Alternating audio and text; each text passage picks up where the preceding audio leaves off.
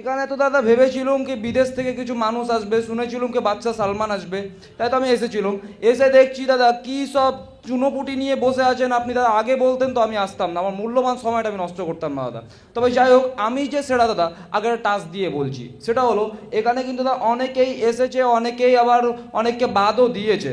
কিন্তু কলকাতা ছাড়া যে কেউ সেরা হতে পারবে না, কলকাতাকে বাদ দিয়ে যে কেউ সেরা হতে পারবে না, মানে কলকাতাকে ডাউন করতেই হবে, সেটা সত্য হোক বা মিথ্যা হোক। এই কারণে যে যেভাবে পেরেছে মিথ্যা দিয়ে ভরিয়ে কলকাতাকে ডাউন করে তারপর নিজেকে সেরা করতে চেয়েছে। কারণ কি, কলকাতাকে তো না ডাবাতে পারলে সেরা হতে পারছে না। কারণ কলকাতা যে সেরা এটা নিয়ে সবার কিন্তু মাথা ব্যথা আছে দাদা। এবার বলছিলাম কি দাদা, আমাদের কলকাতাকে কেউ বলে সিটি অফ ব্রিডেজ, আবার কেউ বলে সিটি অফ কালচার, আবার কেউ বলে সিটি অফ সারপ্রাইজেস। তবে আমি কি বলি জানুন দাদা, আমি বলি কলকাতা হলো সিটি অফ ফ্যাশন।